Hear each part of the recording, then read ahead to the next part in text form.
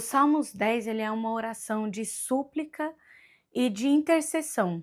Davi intercede por um povo que tem caído em armadilhas dos ímpios, um povo justo, sofrido, órfãos, necessitados, que têm sido aproveitados por pessoas que não têm princípio de fé nenhum, que não se importavam com a vontade de Deus. Ele vê esse povo sofrendo.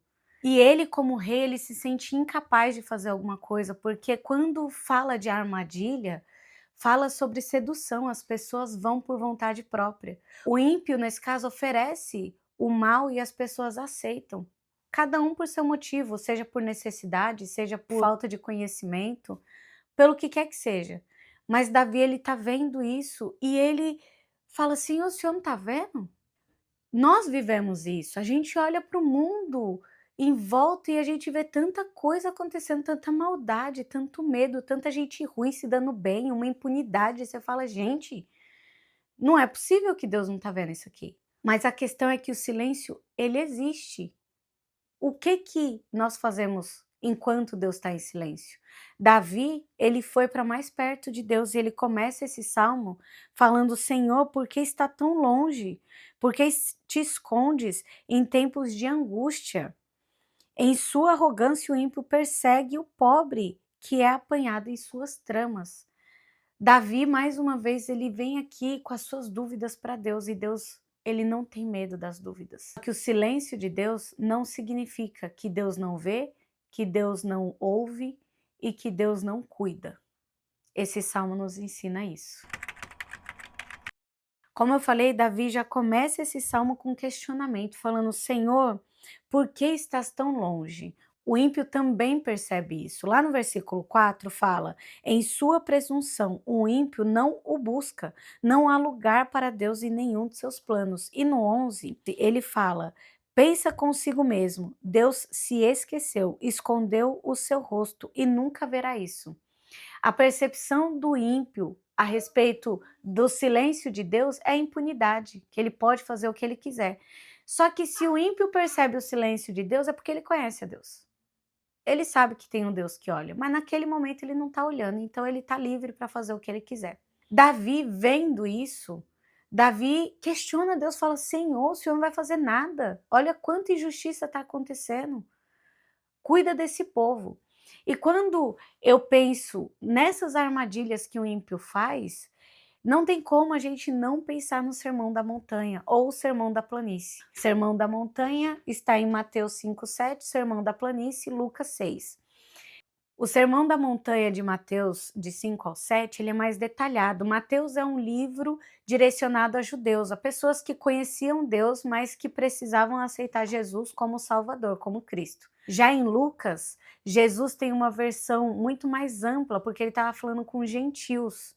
É o mesmo conteúdo, só que em Lucas é mais fácil, é mais fluido, porque Jesus estava falando para pessoas que até conheciam a cultura, mas que não estavam inseridas nela. Eu não sabia, mas são dois sermões diferentes. O conteúdo é o mesmo, mas a maneira que a mensagem é falada é diferente para alcançar um público diferente. Jesus tem essa especialidade de falar com cada pessoa da maneira que ela vai entender. Lá no Sermão da Planície, em Lucas 6:34, se eu não me engano, fala que aonde está o seu tesouro, lá está o seu coração. O tesouro de Davi estava na presença de Deus. Por isso o coração dele se voltava para Deus em meio a lutas. O coração do ímpio estava na ganância, nas riquezas, e por isso ele se aproveitava do pobre. E o coração do pobre que estava sendo perseguido e apanhado nessas armadilhas, nessas tramas. Enquanto você coloca uma armadilha para rato, você não está caçando o rato, você coloca a armadilha e o rato vai lá e a armadilha pega, não é? É isso que o inimigo fazia lá no tempo de Davi, é o que ele faz até hoje. Só mudaram ali as estratégias que essas coisas acontecem. Por quê? Porque o inimigo continua colocando armadilhas para justos. Quantas vezes você vê uma pessoa que você falava: poxa, né, a pessoa tão certa, e ela comete alguma coisa assim muito fora do normal, e você fala: meu Deus, nunca imaginei. A culpa não é do inimigo, não é o diabo que é o culpado, ele te induz. mas quem faz é você. Isso é armadilha. Ele te apresenta o prato, você come. Minha sogra fala uma coisa que eu levo para a vida. Ela fala: a pessoa te oferece o veneno, mas você só morre se você beber. O veneno dentro do copo, ele não te faz mal. Só faz mal se você beber. O inimigo, ele não vem te oferecer o veneno quando você tá bem. Ele vem te oferecer quando você tá mal, quando você tá com raiva, quando você tá nervoso. Então é você que precisa ter a consciência e o discernimento de não beber esse veneno. E assim são as armadilhas, tanto daquelas épocas quanto as de hoje. A gente fica procurando sempre facilidades. Você pode ver, a nossa vida é movida a facilidades. Porque uma pessoa vê uma necessidade de facilitar algo, isso impulsiona ela a desenvolver alguma coisa que facilite aquilo. Um exemplo, o povo precisava carregar coisas pesadas, isso direcionou a inventar a roda, mas é sempre com o intuito de facilitar. Essas coisas são ruins? Não. O problema é que o inimigo pega isso e transforma numa armadilha. Por quê? Porque a gente quer ganhar dinheiro rápido e fácil. Então, a gente começa a fazer coisas, a aceitar coisas, a trocar nossos princípios, a desfazer de valores, a fazer coisas que a gente sabe que é errado para poder ter esse dinheiro fácil. Essas são as armadilhas silenciosas por onde o inimigo vai entrando. Ai, não tem nada a ver, é um negocinho de nada, ai não, dá nada não. Deus não vai ver isso aqui não, isso aqui é tão pequeno. E aí não acontece nada, você percebe que você está impune e você continua fazendo. Deus não falou nada, Deus não mandou um profeta vir falar comigo, não jogou um raio. A gente fala: Senhor, se não for para eu fazer isso, cai um raio naquela árvore. Não caiu, então eu vou. A gente fica fazendo prova com Deus. Só que Jesus, nesse mesmo sermão, ele fala uma coisa: estejam atentos, pois o Senhor vai voltar e ninguém sabe o dia e a hora. Você precisa estar atento. Ele não fala quando. E aí você pensa, desde que o mundo é mundo, dizem que Jesus vai voltar. Desde o primeiro século, os apóstolos já falavam que Jesus vai voltar. E Jesus está voltando, nunca volta. Então não vai ser na minha hora, não. E aí o inimigo te induz a pensar que vai demorar muito, não vai ser na minha vez. Ok. Só que Jesus fala, estejam atentos. Quando ele fala que ele é o bom pastor, ele fala que todo que não entra pela porta, todo que pula janela, todo que pula muro, todo que entra por qualquer outro caminho que não seja pela porta, que é ele, que é a palavra dele, tudo que entra por qualquer outro caminho que não seja a porta, é ruim, é lobo, é mau, é o inimigo. Então, o que eu entendo é que o povo nessa época de Davi estava se permitindo ser seduzido pelas armadilhas do diabo. Esse salmo me ensina que além de orarmos pedindo proteção para Deus, orarmos pedindo misericórdia, porque quando caímos, Deus está vendo tudo, Ele vê cada coisinha que você faz no seu dia, não tenha dúvida. Deus está vendo. Você errou, percebeu o erro, pede perdão, Senhor me perdoa. Isso aqui é o que eu não consigo sozinho, meu Deus, me ajuda. E aí você se arrepende, pede misericórdia e segue a vida. Só que para evitar esses erros, esteja atento. E a melhor maneira de estar atento é estar com o olho aonde precisa, é ter a sua prioridade muito bem fundamentada. Quando eu mantenho os meus olhos aqui na palavra, Deus, ele me dá discernimento de espírito e eu consigo enxergar as armadilhas do inimigo. É inexplicável, gente.